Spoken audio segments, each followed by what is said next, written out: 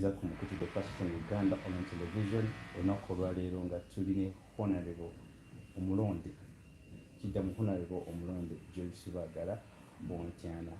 Tubaza Omukama nti obulamu bwatuwadde tuli balamu ati naye gyali mulamu. Abamu banjizza tugezezzaako nga tusobola naye ne tumulaba kujja ku nti she's very busy. Omukama ngazi, we shall have the time that we requested. You know, they normally tell you at least like 1 hour for discussion and things of that kind.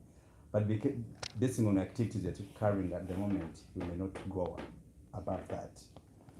Saba obuze kuba tulaba abali ku mukutu the Flash of Uganda. Basibe ne banyabo abali ku mukutu mbabuzaako nnyo nembebaza okugobera omukutu nembebaza emirimu gye mukola nensanyukirako abafunye ebirungi nensaasira abafunye ebyokusoomooza naye nembagumya nti Katonda byonna abiraba era ye muyinza waabyo. Amina. Kale katandike direct honorable waffe. You know, ennaku ezo people bakusabidde nawe ne weesabira ne Katonda nawulira essaala zo n'ensala zaffe n'aziwulira. Akuwaddeko keesi eya honorable Judith Nabakooba. So we've been wondering, of all cases abantu badde baziyitamu nga babonaabona naye we're wondering, how did you go through this? Which was it magic? Was it by God's grace? Was it the right thing? God decided? I don't know. Well, thank you very much.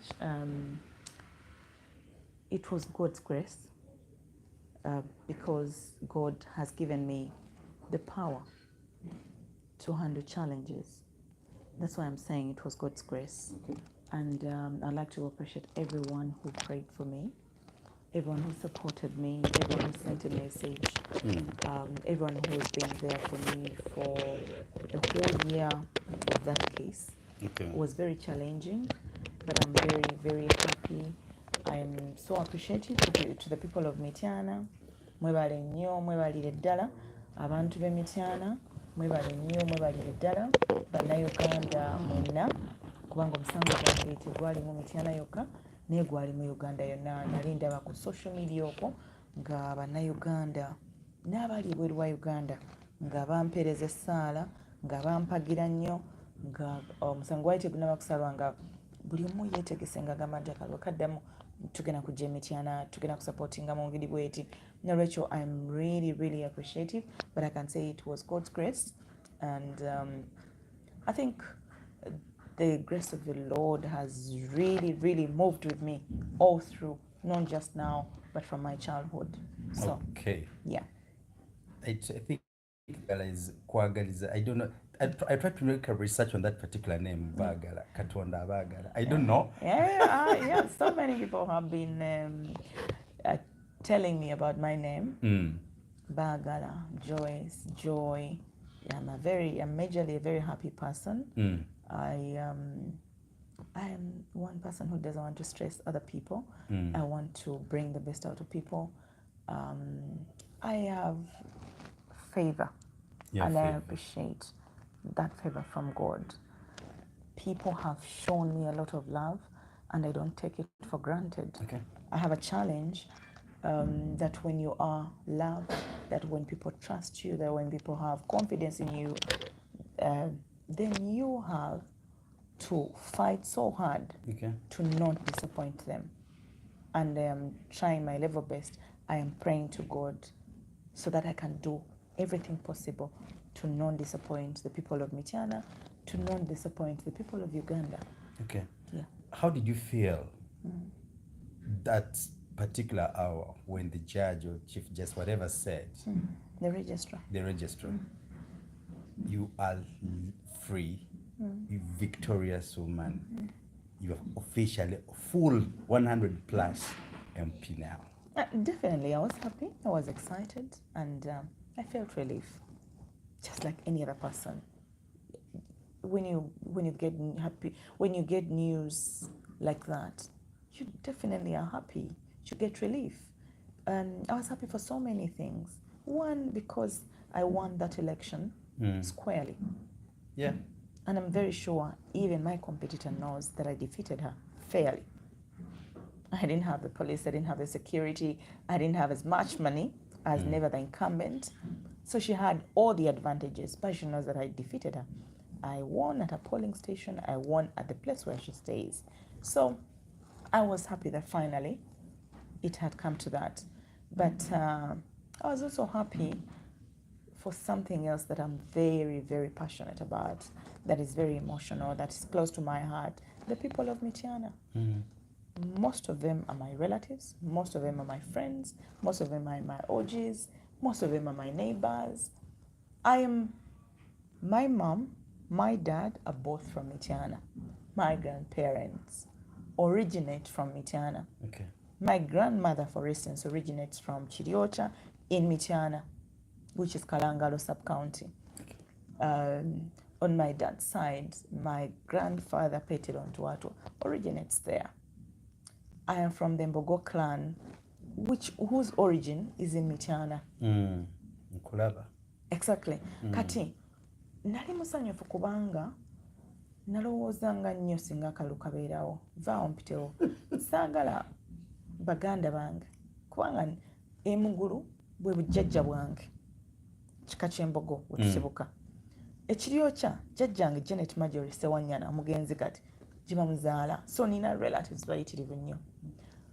Ennakwaya mu Kikandwa jjajjange bali luno Sam gy'abeera. Ba relatives bali bayitirivu.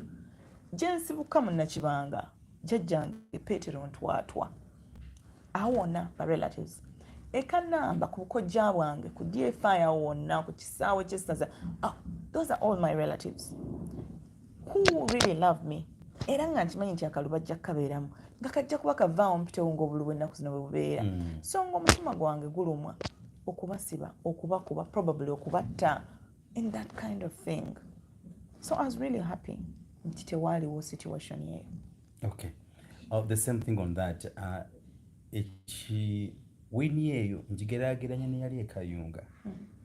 Kuba Ekayunga oli omukyala yawangula online twaliko nga twa kino kyekiro kitambula and could give reliable information. The same applies. I think kye twalabala wamusinza over 20,000. Almost 20,000. Yeah, because twali ku ground all the time. Kakati ngezako okubuuza. What's the difference of Kayunga and Mityana? Kayunga, the entire state house it was present. Mityana.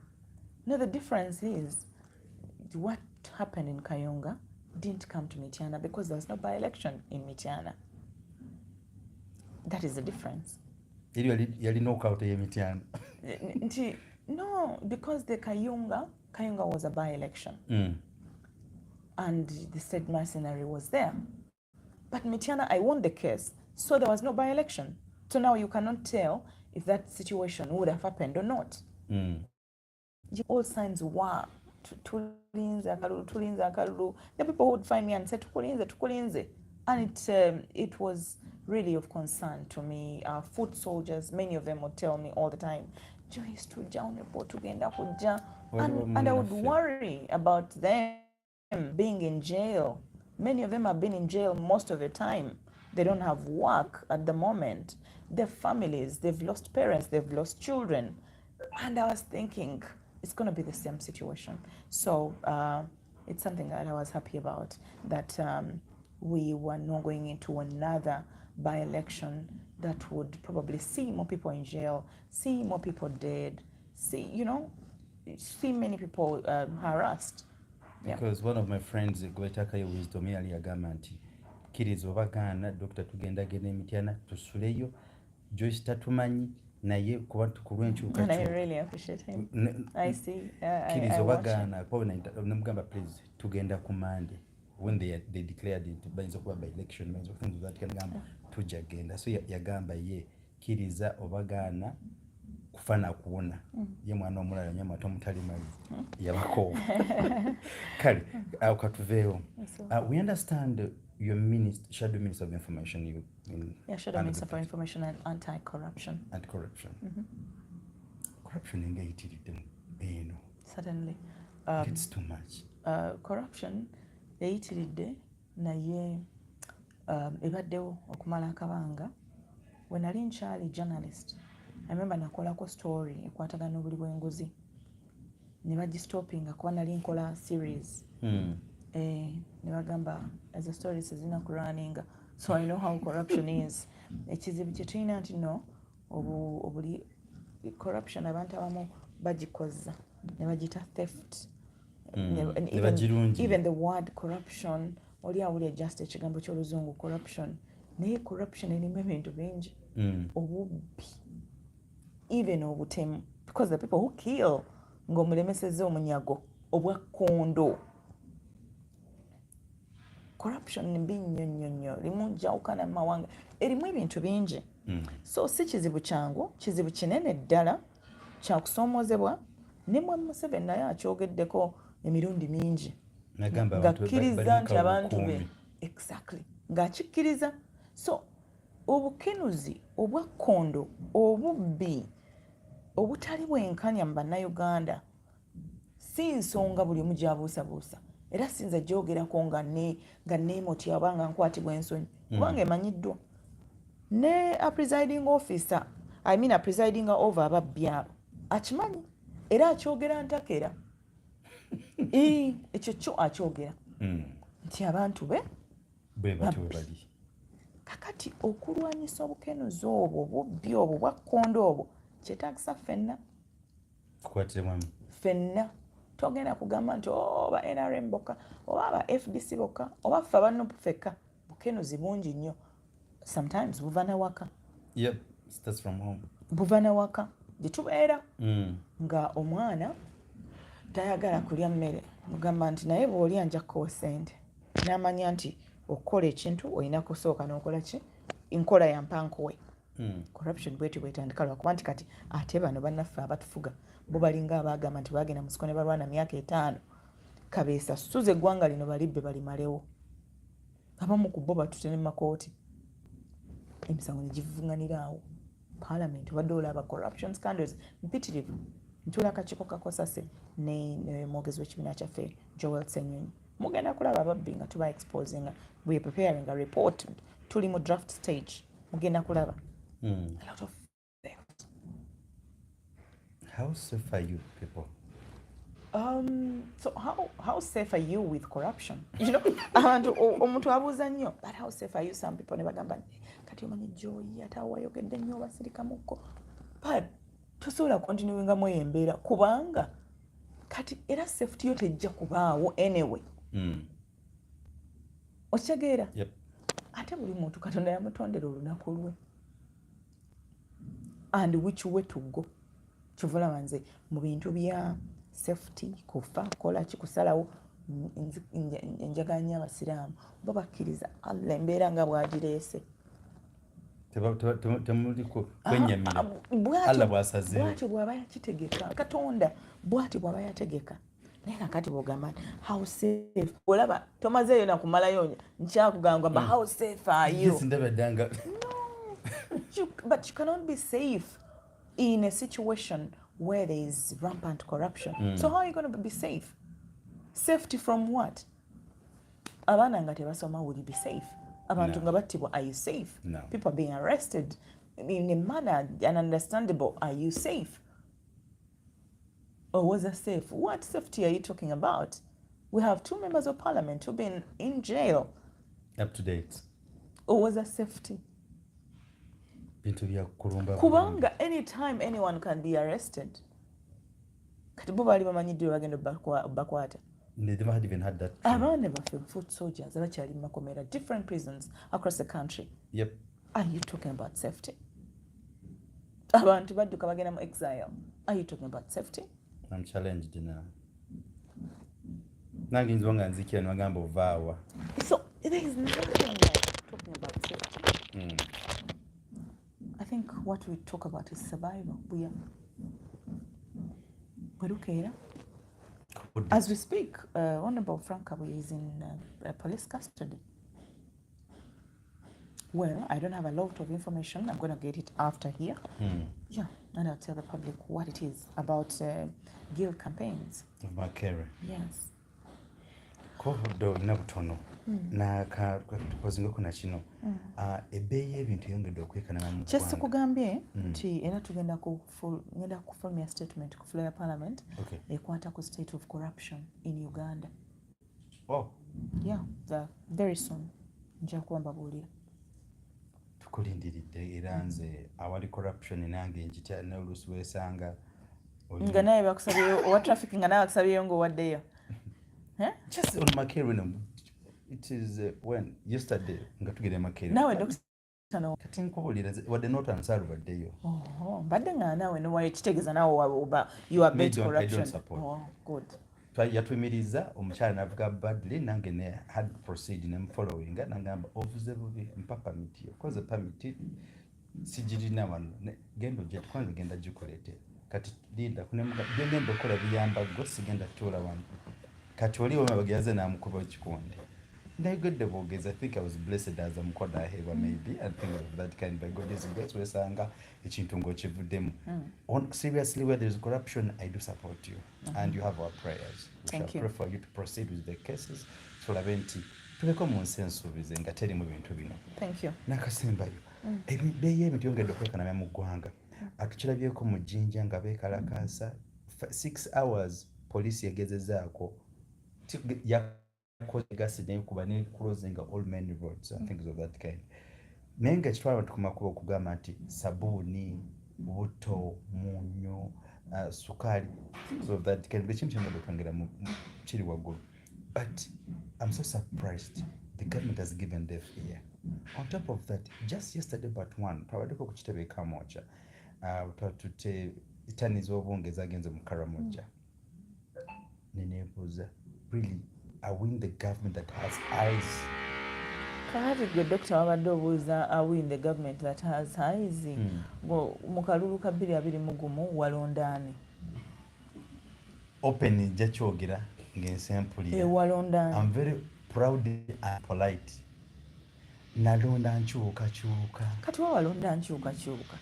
Enkyukakyuka neetabeerawo because of someone's force. Kitegeeza.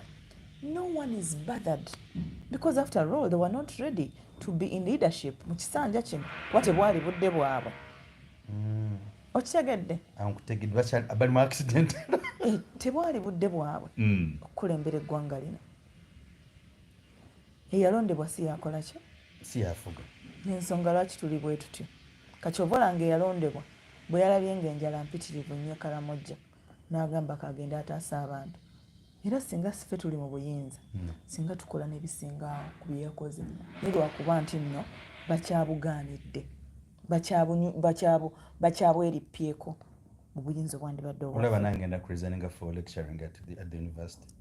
Mbivudemu kuba nti ndaba bye tukola si bye tulina okukola. Kawe okoze bulungi, okoze okusalawo okulungi. Kakati struggle eno erimu abantu bonna including ne ba lecturers ne babanga bakyaliyo babeera basomesa.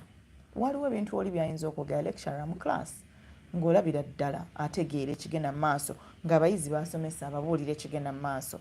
Mu struggle twetaaga buli muntu, both our friends and enemies. We need them. Kubanga waliwo abantu bayinza okuyita ba enemies naye nga nayo baliyeyo naye nga kibookya. And that's very critical for our struggle. N'olwekyo mu struggle tubeere very, very careful how we relate with everyone. Eventually tujja kuwangula. Problem eriwo nti struggle werwawo ennyo. So many of our people fall off. Abamu bakoowa, abamu bafa, abamu bagetting compromised. Kubanga olugendo lunene. But I'm here to encourage everyone. Tewali yagamba nno struggle yaffe ejamala emyaka 2. Tewali yagamba struggle ejamala emyaka 2. Tewali yagamba nti ejamala 5. But all the same, we struggle. Ng'ekigendererwa kyaffe kukyusa Uganda eno. Buli omu agyeyagaliremu. Bannansi bagyeyagaliremu. Kugamba wabeerewo some kind of balance. Okay. Yes. Honorable, what do you think ekiremesezza eno government okuvaawo in peace other than leaving the offices in pieces? Now, some people, they're simply arrogant. You know, if you came, did they come in peace, first of all? No. Did they come in peace? They came in pieces. So how would you expect them to love to go in peace if they didn't come in peace? So, the decision is theirs. Ugandans have given this government all the time to make the decision to go in peace. When it's too late, there won't be anyone waiting. You're talking about people going to the streets. That time probably would, but people have gone to the streets. Maybe not in a way, it will happen at some point. Okay. Yeah, but you see, you can be a little comfortable when you think you can still buy a bar of soap, when you can no longer buy it and you can only buy a piece of it, when you cannot even afford a piece of it, if you can't afford food, you know, because fuel, you may not think about it so much, because the people who will say, nze sivuga mmotoka n'olwekyo seetaaga mafuta, nze sivuga boda n'olwekyo seetaaga mafuta, but eventually, naawe bw'onoolaba nga sabbuuni gwe weetaaga okwoza, ate bw'onootuuka ku mmere, then maybe at that point. And you know that point? There is nothing like saying, Nanda mulindeko, no, it just happens. Do you see things going to normal? Back to normal? Back to better? So it's a point of no return. How do you encourage your fellow women to have the bold reasoning capacity like you? How do you encourage them? You're not be the same, but at least well, first of all, I would like to tell all the women in this country that you have the same stake in this country, just like men. First of all, when you understand that you have a stake, then you take the responsibility and duty to do your part. Sometimes people make us feel like we don't have the same stake, like we are second-class citizens as women. No, we are not. So I encourage all women to understand that we have a stake in this country, in the governance of this country, in the rights of this country, in the democracy of this country, in the children of this country, in our future, in the future of our children and grandchildren. So we need to play our part, and everyone should play their part from wherever they are. Oba oli ku kibanda ky'amanda, oba oli waka just ng'oli stay home mom, oba oli student ng'oli mu ssomero, oba oli Bagala, oba whatever. Just know nti mu budde bwange Katonda bulamba ntwalako obudde bwenkana wa ku struggle ey'okulungi eggwanga lyange, ku struggle ey'okulaba nti abaana baffe, because bino bye tukola biyinza obutatu benefitinga, ne bibenefitinga abaana baffe n'abazzukulu, but still it will be worth it. We may not proceed from here, maybe next time, because Honorable, she's very, very much engaged in different activities. But we'll appreciate everyone, people in diaspora. Thank you so much for loving us, and thank you so much for encouraging me also to proceed and look for her, because Pastor Msoke, there's an ambassador of our Flashlight channel Uganda in Manchester United. She said all the time, keep updating us with different people. Okay. And I'm really sorry. I apologize. We didn't have enough time because when you came in, you know, definitely that I'm going into another meeting. Exactly. But when we have time, I am always here. By God is good. Let's continue praying for her to be putting us on her timetable where necessary in your diary. At least twice a week, we can get you once. No, once at least in a month, if all goes well. By God is grace. That's okay. Thank you so much. If God allows. Yeah. So we love you, everyone. A very good morning, good afternoon, and have a very lovely weekend. God bless you for us. Bye-bye.